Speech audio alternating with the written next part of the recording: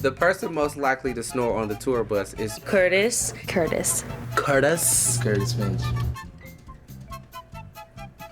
I don't know why I'm thinking Curtis. I don't know. Definitely Curtis, because Burnell says that he snores. He just seems like he snores. I wouldn't know from personal experience, but I've just heard that. Me.